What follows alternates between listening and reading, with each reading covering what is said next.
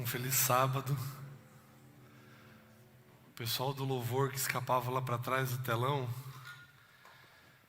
ia lá com a voz meio embargada, os olhos meio marejados. E agora eu entendi por quê. Quanto tempo? Quanto tempo? Eu quero quebrar o protocolo agora aqui, porque isso aqui precisa ficar registrado. Vocês me permitem tirar uma foto de vocês? Porque, gente, isso aqui é demais. Agora sim. Agora não é mais só um prédio. Agora é uma igreja, é o corpo de Cristo. E aqui a gente realmente expande a nossa compreensão sobre o que é ser igreja, sobre o que é ser o povo de Deus. A importância desse momento, como é diferente participar desse culto com você aqui. Que Deus te abençoe muito e que Deus abençoe a sua igreja. E que em breve tudo isso passe, que esses bancos estejam repletos. Que nós tenhamos novamente os 2 cultos cheios, completos, para a gente poder matar a saudade, poder se abraçar e poder viver novamente como nós fomos criados para viver. Antes de irmos para a reflexão dessa manhã, eu tenho só um recado. Eu gostaria de pedir para os meus amigos colocarem o QR Code aí na tela, tanto de quem está assistindo em casa, quanto de quem nos acompanha aqui na igreja.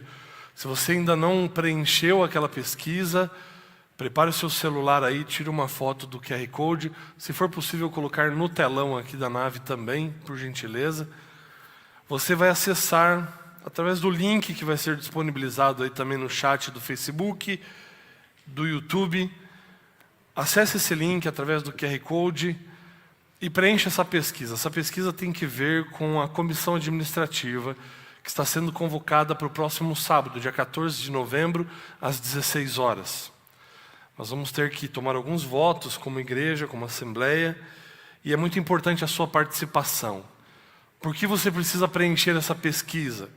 Porque através dessa pesquisa você vai atualizar os seus contatos de telefone e de e-mail, através dos quais você vai receber o link no sábado para participar dessa assembleia, dessa comissão administrativa, dessa reunião administrativa, melhor dizendo. Então, se você ainda não preencheu, preencha, busque lá nas nossas páginas o QR Code, atualize os seus dados, para que você que é membro aqui da igreja receba o link e participe conosco dessa nossa reunião administrativa. E um outro recadinho que eu quero dar, principalmente para quem nos assiste de casa, é que, graças à participação de muitos membros da nossa igreja, nós já compramos as câmeras, e em questão de dias nós já estaremos fazendo a troca. É por isso que hoje nós estamos dependendo para a transmissão apenas das câmeras laterais. Mas estamos aguardando apenas terminarem os trâmites da importação, e em breve nós teremos as nossas novas câmeras, graças ao seu empenho, ao seu comprometimento, e que Deus seja louvado por isso. É a igreja de Moema crescendo e avançando na pregação da palavra. Nós estamos no meio de uma série. Essa série tem como título O que Jesus desfaria. É comum nós nos perguntarmos, e isso vem desde muito tempo, quando um autor muito famoso escreveu um livro sobre isso, e que foi replicado também através de um outro escritor chamado Sheldon, onde em algumas situações era comum as pessoas perguntarem: se Jesus estivesse no meu lugar, o que é que ele faria? Mas hoje nós estamos pensando dentro dessa série de uma outra perspectiva. O que é que Jesus desfaria? O que é que ele precisa desconstruir na nossa vida para construir de uma maneira adequada? O que é que ele precisa fazer de diferente na nossa experiência espiritual? Não só o que Jesus desfaria, mas nós estamos vendo o que Jesus vai de fato desfazer, principalmente quando ele voltar e nos levar para vivermos o seu plano original para o ser humano. O que Jesus desfaria? Hoje nós vamos estudar a respeito da mornidão. Entendemos que a mornidão espiritual é algo que Jesus com certeza desfaria. Ele gostaria de nos colocar numa outra condição espiritual e nós vamos estudar sobre isso hoje. E para tanto, se você tem aí sua Bíblia, abra no livro de Mateus, no capítulo 13. Evangelho de Mateus, capítulo 13.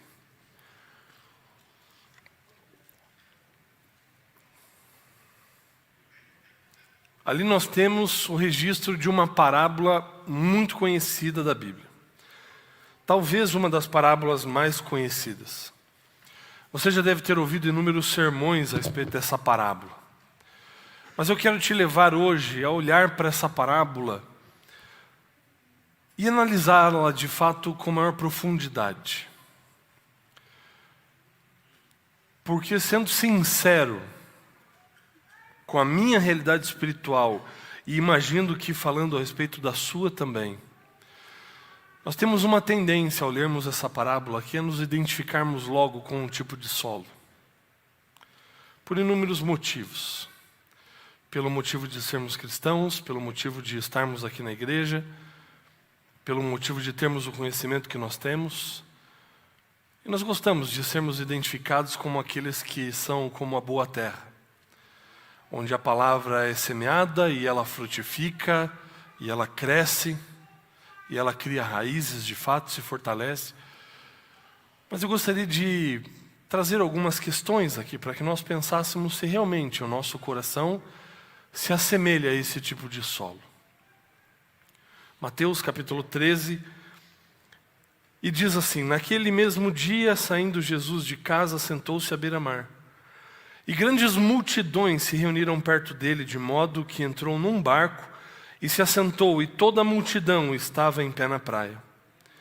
E de muitas coisas lhes falou por parábolas e dizia: eis que o semeador saiu a semear. E ao semear, uma parte caiu à beira do caminho, e vindo as aves a comeram. Outra parte caiu em solo rochoso, onde a terra era pouca, e logo nasceu, visto não ser profunda a terra. Saindo, porém, o sol a queimou, e porque não tinha raiz, secou-se. Outra caiu entre espinhos, e os espinhos cresceram e a sufocaram.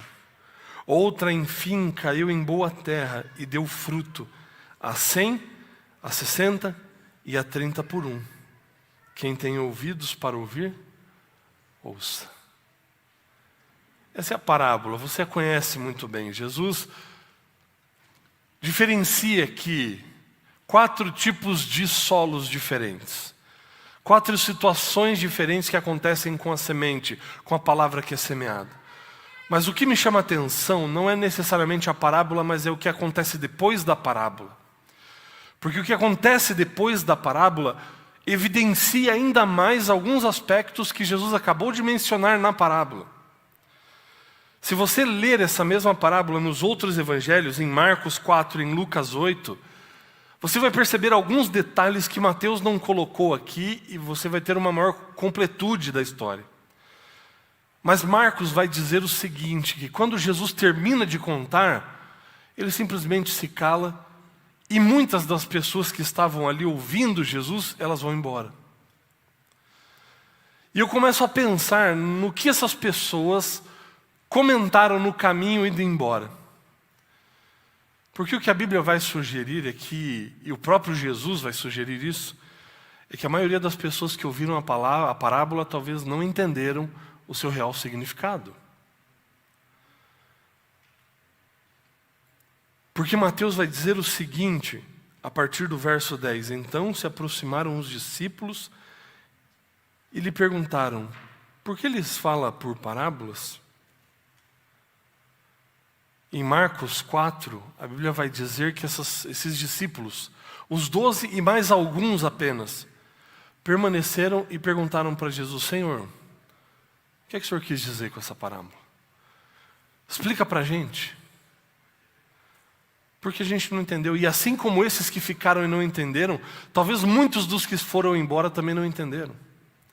Olha o que Jesus vai responder aqui. Versículo 11, ao que respondeu, porque a vós outros é dado conhecer os mistérios do reino dos céus, mas àqueles não lhes é concedido isso. A vocês é dado conhecer os mistérios do reino dos céus. A vocês quem? A esses que buscam um pouco mais. A esses que procuram um pouco mais. A esses que não se conformam até que realmente compreendam o que Jesus está querendo dizer. Versículo 12, pois ao que tem, se lhe dará, e terá em abundância, mas ao que não tem, até o que tem lhe será tirado. Por isso lhes falo por parábolas, porque vendo não veem, ouvindo não ouvem, nem entendem, de sorte que nele se cumpre a profecia de Isaías. Quando Isaías estava lá razoando com o Senhor, ele diz: Senhor, eu tenho lábios impuros. O anjo toca os lábios de Isaías, e aí vem a pergunta: a quem enviarei? E ele diz: eis-me aqui, envia-me a mim. E Deus mesmo diz: olha, Isaías, eu vou enviar você, mas saiba que você vai falar e o povo não vai ouvir. O povo vai ver o que você vai fazer, mas eles não vão compreender, porque o coração deles estará empedernido. E aqui se cumpre essa profecia de Isaías, e é replicada a mesma profecia, dizendo: ouvireis com os ouvidos e de nenhum modo entendereis, vereis com os olhos e de nenhum modo percebereis. Porque o coração deste povo está endurecido, de mau grado ouviram e com os ouvidos fecharam os olhos, para não suceder que vejam com os olhos, ouçam com os ouvidos, entendam com o coração, se convertam e sejam por mim curados. Bem-aventurados, porém, os vossos olhos porque veem, e os vossos ouvidos porque ouvem. E agora um texto-chave aqui, que me impressiona muito, e que me deixa muito clara a diferença desses tipos de solos que representam tipos de corações. Pois em verdade vos digo que muitos profetas e justos desejaram ver o que vedes e não viram, e ouvir o que ouvis e não ouviram. Muitos queriam ter o privilégio que vocês têm de Jesus, de estarem vendo o que vocês estão vendo. E Jesus se referia aqui aos profetas e aos patriarcas, que proclamaram a vinda do Messias, mas não alcançaram o cumprimento da promessa. Deram a sua vida por essa pregação, que um dia o Messias viria e traria libertação, mas eles não viram a vinda do Messias. E embora não tenham visto o cumprimento da promessa, deram a sua vida por ela. Isaías foi capaz de morrer por causa dessa mensagem e morreu enfiado dentro de um tronco e cerrado ao meio. Tamanha fé que ele tinha na promessa, imagina se ele tivesse visto o Messias. E Jesus compara agora essa situação, essa condição, com aqueles que ouviram simplesmente a parábola e foram embora e se conformaram. Com a fé destes agora que buscaram um pouco mais e que procuraram um pouco mais, para que realmente essa palavra vivificasse e frutificasse dentro do coração de cada um deles. Jesus vai explicar a parábola para eles e vai dizer a partir do verso 19: a todos os que ouvem a palavra do reino e não a compreendem, vem o maligno e arrebata o que lhes foi semeado no coração. Este é o que foi semeado à beira do caminho. O que foi semeado em solo rochoso, esse é o que ouve a palavra, a recebe logo com alegria, mas não tem raiz em si mesmo, sendo antes de pouca duração. Em lhe chegando as angústias ou as perseguições por causa da palavra, logo se escandaliza. O que foi semeado entre os espinhos é o que ouve a palavra, porém os cuidados do mundo e a fascinação das riquezas sufocam a palavra e fica infrutífera. Mas o que foi semeado em boa terra é o que ouve a palavra e a compreende. Este frutifica e produz a 100, a 60 e a 30 por 1. O que eu gostaria que você se atentasse aqui é que a aparência de todos ela é muito semelhante, porque todos aqui ouviram da palavra. Por isso eu gostaria que hoje, nessa reflexão, você olhasse com sinceridade para a sua condição espiritual. Porque o primeiro passo para uma transformação é identificar o ponto em que se está. É se identificar a sua real condição. Todos aqui receberam a palavra. O fato de você receber a palavra não significa muita coisa nesse processo. Mas o que você permite que a palavra faça em você, isso sim faz toda a diferença. Porque nós podemos estar nos enganando, pensando que nós somos terra boa, quando nós, na verdade, não passamos de um solo espinhoso, ou quem sabe de um terreno rochoso, sem profundidade. Sabe que a maior parte dessas condições, ela retrata a situação da igreja de Laodiceia. A igreja que João apresenta como sendo a igreja dos últimos dias. Abra sua Bíblia lá em Apocalipse, capítulo 3. A carta à igreja de Laodiceia mostra uma característica dessa igreja. E por igreja aqui, lembre-se, não é o templo, não é a denominação, somos nós. É uma característica das pessoas que vivem nos últimos dias.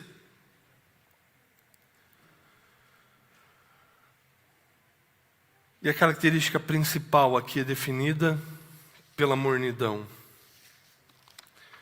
Apocalipse capítulo 3, a partir do verso 14, começa dizendo para nós: ao anjo da carta em Laodiceia escreve: estas coisas diz o Amém, a testemunha fiel e verdadeira, o princípio da criação de Deus, é o próprio Cristo falando. Conheço as tuas obras, que nem és frio nem quente. Quem dera fosses frio ou quente. Assim, porque és morno e nem és quente nem frio, estou a ponto de vomitar-te da minha boca. E por que é que o Senhor está a ponto de fazer isso? Por causa dessa condição, pois dizes: estou rico e abastado, e não preciso de coisa alguma, e nem sabes que tu és infeliz, sim, miserável, pobre, cego e nu. Aconselho-te que de mim compres ouro refinado pelo fogo, para te enriqueceres, vestiduras brancas para te vestires, a fim de que não seja manifesta a vergonha da tua nudez, e colírio para ungires os olhos, a fim de que vejas. A condição dessa igreja, do povo, é uma condição que não percebe, que pensa que tem o que precisa, mas que está perdendo o mais importante. Uma aparência de que tudo está bem, de que todos os rituais, de que todos os compromissos são cumpridos. Mas na verdade, quando nós tentamos falar com essas pessoas a respeito de espiritualidade, a respeito de eternidade, não demora muito para que a conversa se volte para conquistas terrenas, para coisas passageiras desse mundo. Ao invés de falarmos de salvação, da vida no céu, as conversas acabam girando em torno da compra do novo iPhone, da nova casa, do novo carro. A respeito da próxima viagem incrível que você vai poder fazer, não há planos espirituais. E em cada um desses detalhes que eu vou mencionando aqui, eu gostaria que você fosse fazendo uma autorreflexão.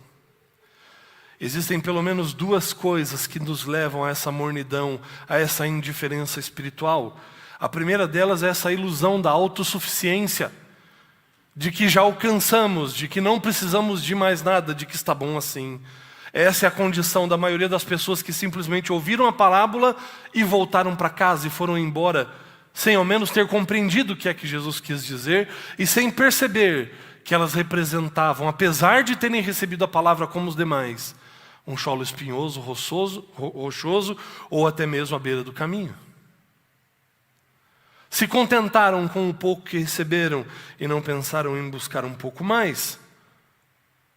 E para essas pessoas que não buscam esse pouco mais para se aprofundar na palavra de Deus, mas se enchem das coisas desse mundo e daquilo que esse mundo pode oferecer, Jesus está dizendo para você: filho, a sua vida está cheia de muitas coisas, mas de coisas desse mundo, de coisas materiais, uma vez que ela precisava estar cheia de fato de coisas espirituais.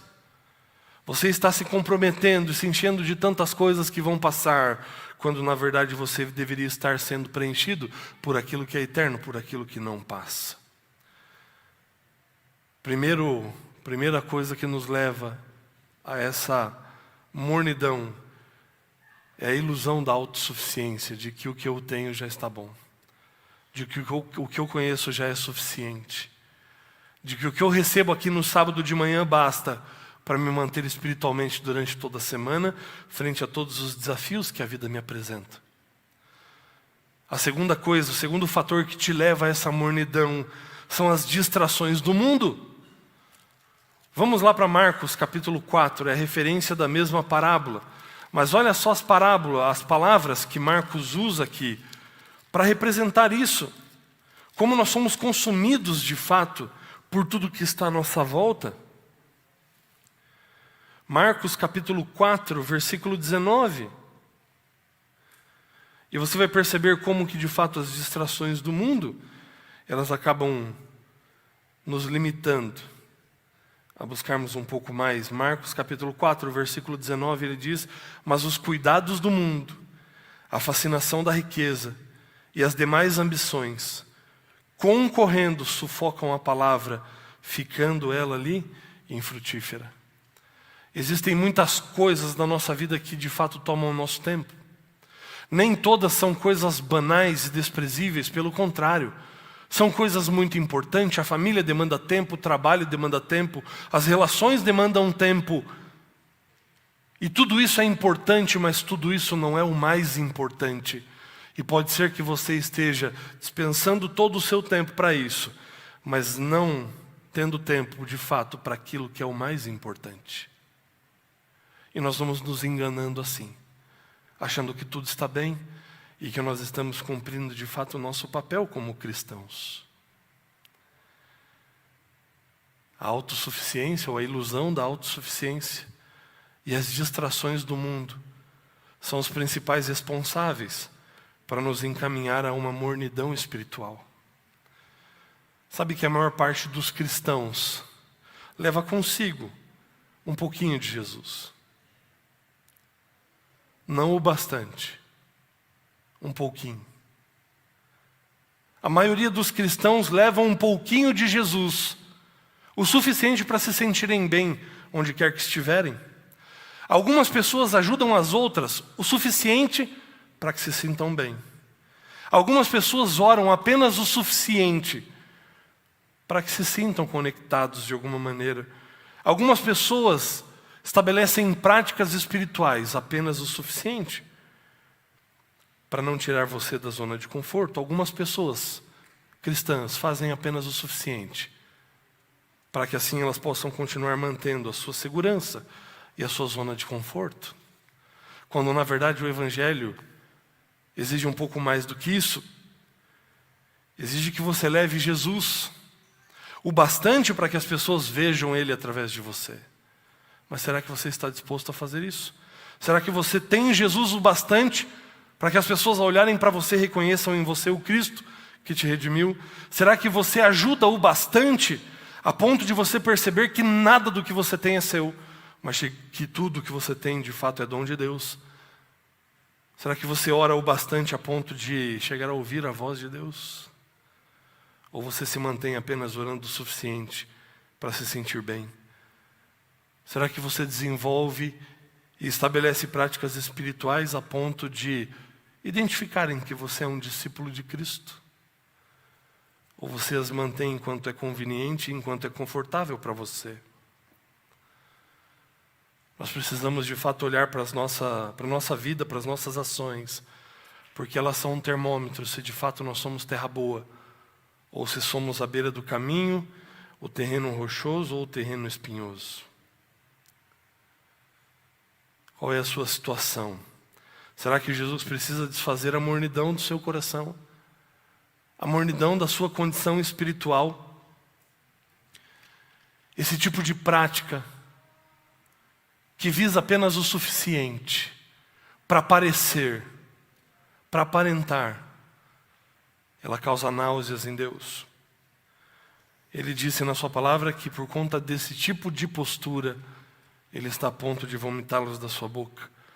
Agora, como de fato saber se eu vivo essa mornidão espiritual? Como de fato saber se eu estou enfrentando essa indiferença espiritual? Eu gostaria de destacar aqui para vocês pelo menos 6 aspectos que evidenciam que estamos de fato vivendo um momento de mornidão espiritual.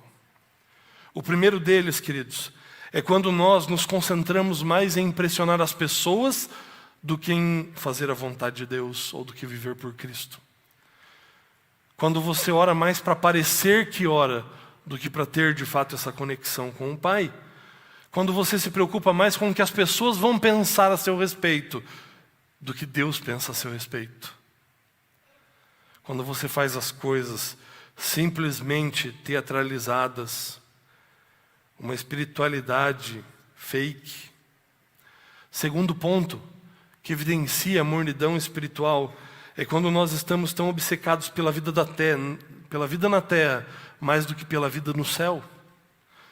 As suas conversas giram em torno do quê? Os planos que você tem estabelecido para a sua vida são para quê? Compare quantos planos e quantos sonhos você tem para a vida nesse mundo aos sonhos que você tem para realizar lá no céu. Quantas das suas conversas têm falado sobre isso? Sobre como será a eternidade? Sobre o que você vai fazer na eternidade quando Cristo Jesus voltar? Será que tudo que você pensa em conseguir e em conquistar tem a ver com a sua vida aqui nesse mundo? Eu quero alertar você, porque a Bíblia diz que se você ama o mundo, o amor do Pai não pode estar em você. E esse é um sinal de uma mornidão espiritual. Terceiro aspecto que evidencia uma vida morna espiritualmente é quando nós começamos a racionalizar o pecado e vivemos sem o verdadeiro temor a Deus. É quando nós começamos a mascarar as nossas más ações, até mesmo dando outros nomes, para fazer aquilo não soar tão grosseiro, como por exemplo, olha, não é adultério, é só uma fé. Não é pornografia, é entretenimento adulto, como se isso fizesse alguma diferença.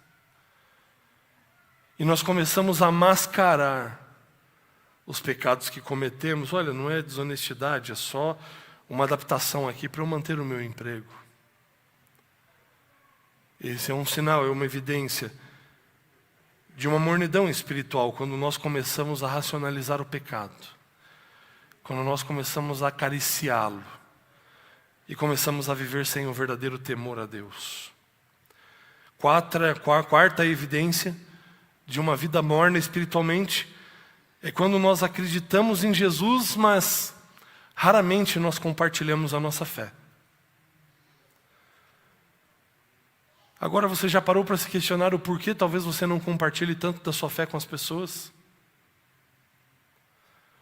Porque pode ser que você não faça isso com tanta frequência e com tanta certeza, porque talvez você não acredite tanto nela assim.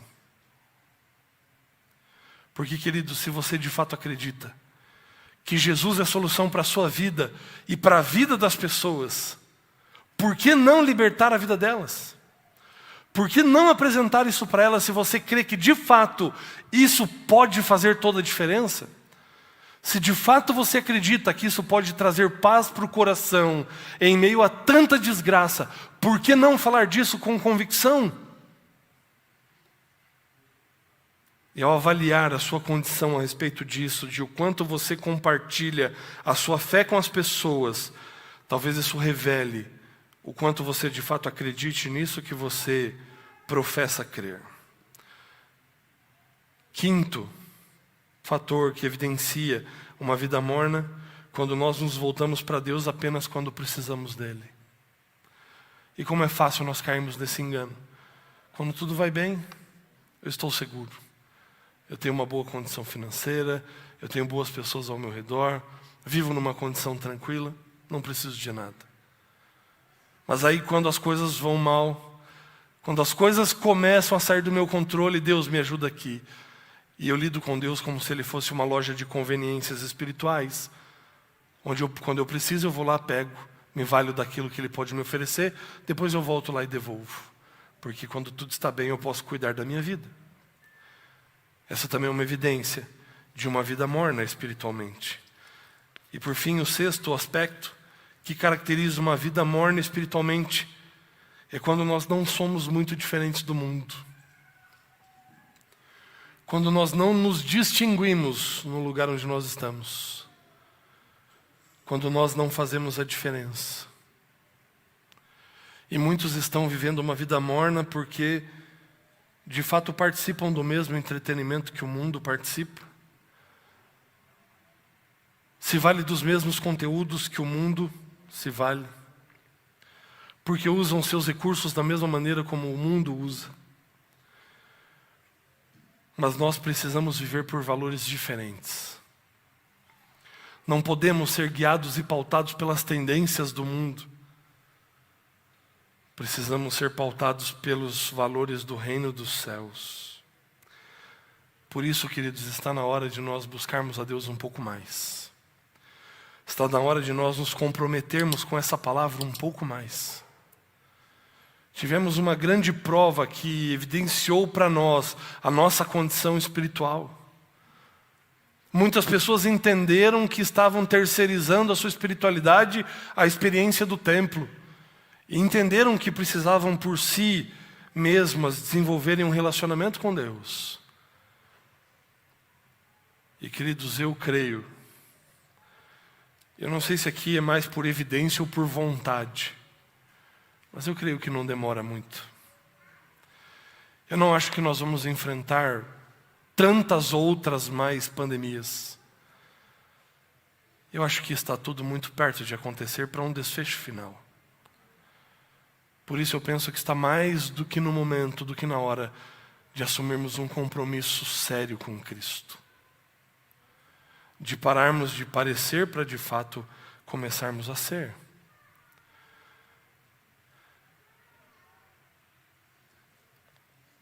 Esse povo morno da igreja de Laodiceia, eu entendo que parte desse povo é uma geração que eu chamaria de geração do não. Porque você fala para alguém, olha, vamos participar de algum ministério da igreja para a gente ajudar? E a pessoa diz, olha, quem sabe você podia liderar um ministério. Vamos comigo num pequeno grupo, dar estudo bíblico para alguém? Bom, não sabe fazer isso? Vamos aprender como é que faz primeiro, para daí a gente fazer. Gente que não quer muito compromisso.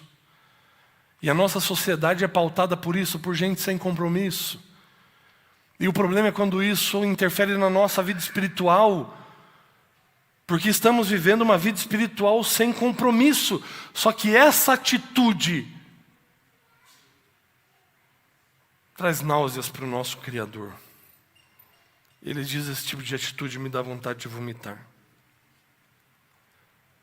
Esse tipo de atitude não serve. Esse tipo de atitude não quebranta o coração. Esse tipo de atitude não causa transformação. Te mantém na homeostase, no mesmo lugar, na mesma condição. Na sua zona de conforto. E ali pode ser que você fique muito tempo. Ok, pastor, mas como é que eu venço tudo isso?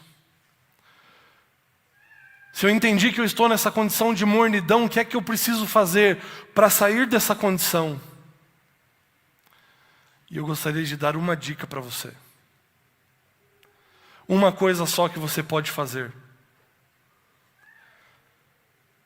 Eu poderia falar para você que, olha, leia mais a Bíblia, ore mais, testemunhe mais.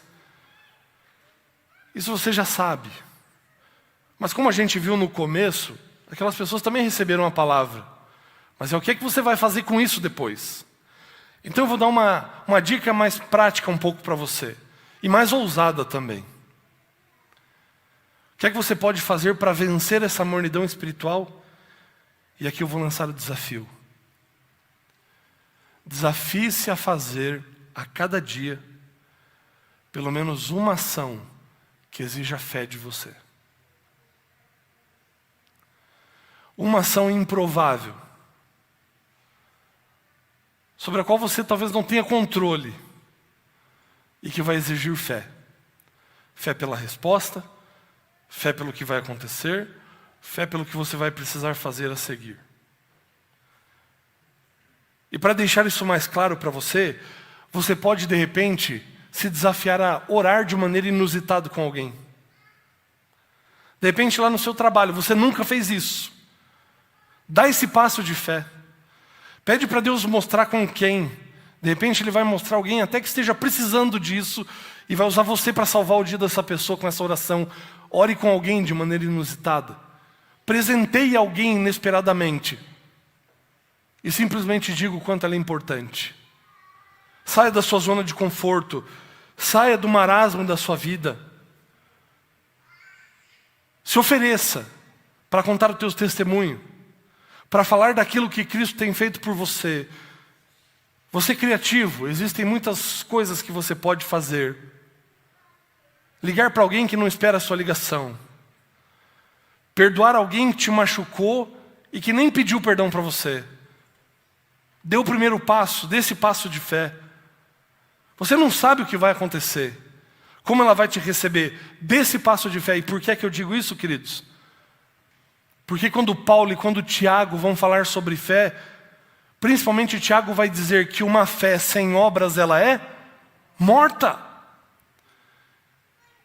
Então a obra ela evidencia a vida da sua fé, mas estudando isso eu vejo que não só evidencia, mas da maneira como Deus nos criou, o fato de praticarmos as obras também aumenta a nossa fé. Também traz vida para a nossa fé. É uma via de mão dupla, com fé e obras. Por isso que existe uma grande discussão teológica sobre essa questão da justificação pela fé. E alguns chegam ao ponto de abandonar as obras, outros chegam ao ponto de evidenciarem tanto as obras de abandonarem a fé, mas eu acho que existe uma relação tão harmônica entre as duas coisas, que não importa por onde você começar, uma vai puxar a outra. Se a tua fé está morta, se lance para as obras, e você vai perceber a mão de Deus conduzindo você. E quem sabe quando você se dispuser a fazer isso, Deus pode começar a impressionar você, o seu coração, e te mostrar pessoas para quem você pode fazer isso. Já contei para vocês uma vez aqui a história de que gente louca às vezes chega me abordando. Comecei a orar, Senhor, me ajuda a ser mais intencional nisso. E de repente eu estava na rua 15, lá de Curitiba, no calçadão, chega um cara me falando que na noite anterior pegou não sei quantas mulheres e tal. Eu falei, mas o que tem a ver o cara falar isso para mim? E de repente Deus tocou no meu coração. E aí eu lembrei, e uma coisa que eu nunca tinha feito antes. Eu falei assim, cara, por que você está falando isso para mim? Aí ele caiu na real e falou assim, eu não sei. Eu só sei que eu preciso de Deus. Eu falei, pois é, eu sou pastor e eu vou orar com você aqui agora. Orei com o cara na calçada lá da 15. O cara saiu chorando e ia embora. Sabe, não dá para explicar o que você sente quando você é instrumento nas mãos de Deus. E talvez você precise sair da sua zona de conforto e dar um primeiro passo de fé para deixar Deus usar você. E quando você se lançar, sem saber onde vai ser o próximo passo, Deus ele vai estabelecer o fundamento pelo qual você vai viver. E é aí que a gente entende quando Paulo vai dizer que o justo viverá por fé. Agora, sabe o que é interessante quando você escolhe fazer pelo menos uma vez por dia um ato de fé? Lembram das 6 circunstâncias que evidenciam a mornidão? Quando você dá um passo de fé, você não vive mais concentrado em impressionar as pessoas, ou pensando no que as pessoas vão pensar de você, mas a sua vida é direcionada para aquilo que Deus pensa a respeito de você, e nada mais importa. A prática da fé, ela alinha você no propósito espiritual. Porque agora não importa o que o outro pensa, importa o que Deus pensa, e dessa maneira eu estou alinhado, dessa maneira eu me torno quente espiritualmente. Importa os planos de Deus para mim. Quando eu alinho a minha vida para viver pela fé, eu vivo o propósito de Deus, não o propósito do mundo. Quando eu me lanço a cada dia a viver pela fé, eu não vou buscar a Deus só quando eu preciso dEle, mas eu vou buscar a cada dia, estando bem ou estando mal, para que Deus conduza a minha vida, para que Ele mostre qual é o próximo passo. A prática da fé, ela de fato pode ser o antídoto contra a mornidão espiritual. Praticar os valores do reino dos céus. Mas eu preciso, para a gente concluir, lembrar você de uma coisa, para que você não desanime nesse caminho. Pode ser que ao se dispor a tentar essas coisas, você se machuque. Pode ser que a resposta que você espera receber não venha. Pode ser que você colhe algumas cicatrizes por tentar fazer isso. Mas eu gostaria que você gravasse um pensamento. Porque é muito melhor você se machucar tentando viver por um propósito do que viver sem um propósito.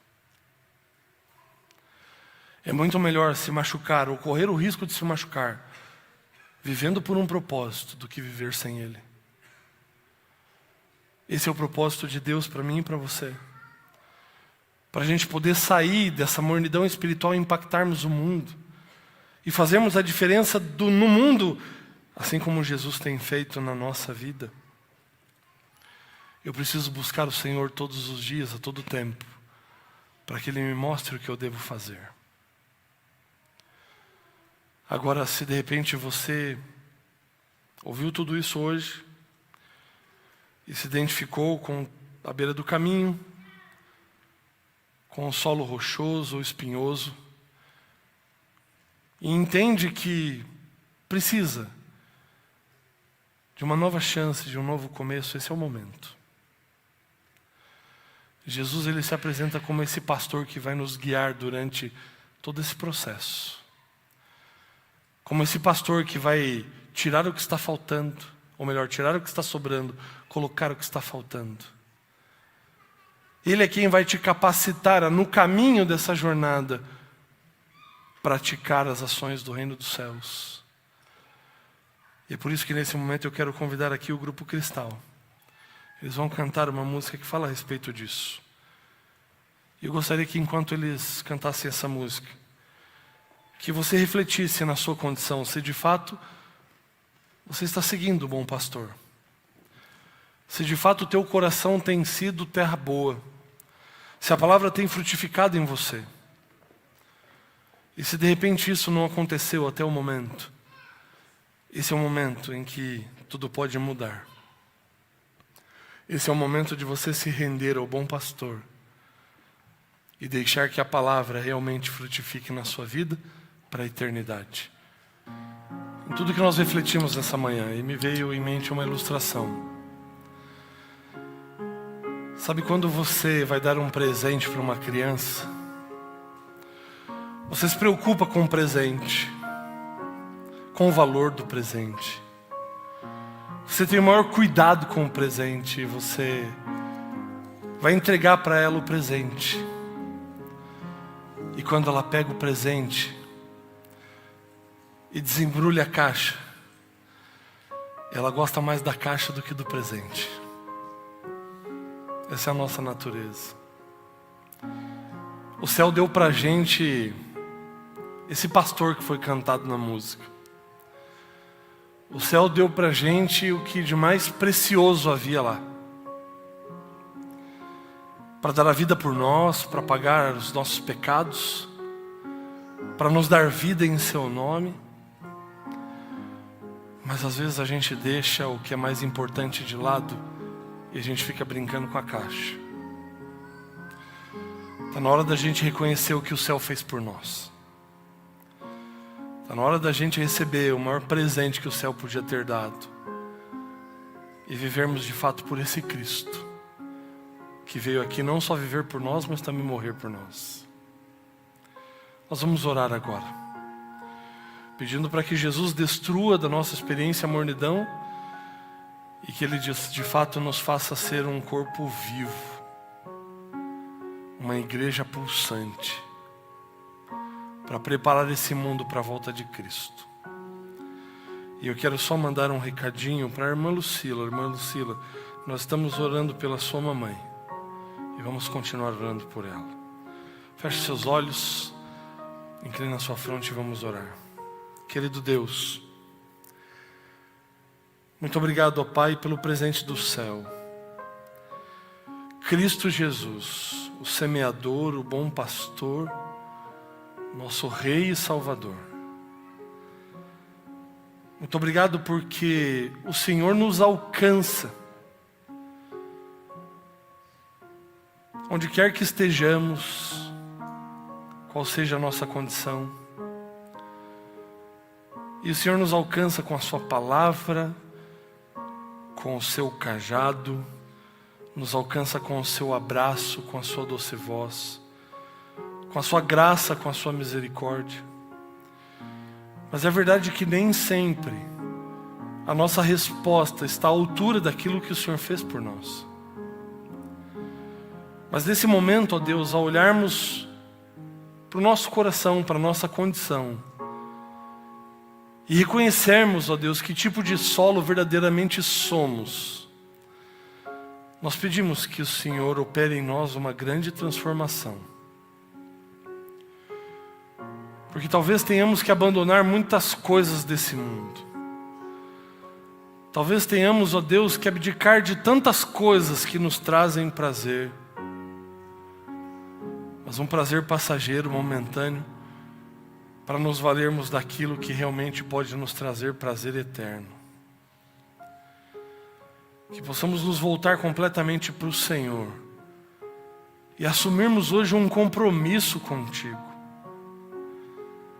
Que possamos sair da nossa zona de conforto e nos lançarmos em ações de fé para levarmos o teu amor, a tua palavra, a tua esperança, a tua salvação para as pessoas. E consequentemente para que essas obras possam trazer mais vida à nossa fé. Que possamos, assim como Paulo disse, que possamos viver pela fé. Buscarmos ao Senhor a cada dia. Buscarmos entender qual é o teu propósito. Qual é a tua direção, a tua vontade para cada passo da nossa vida. E que de fato nós possamos ser o povo, a geração que vai preparar esse mundo para ver Jesus voltar. Nos tira da mornidão, Senhor. Nos tira da zona de conforto e nos ajuda a vivermos pelo Senhor. Em nome de Cristo Jesus. Amém, Senhor.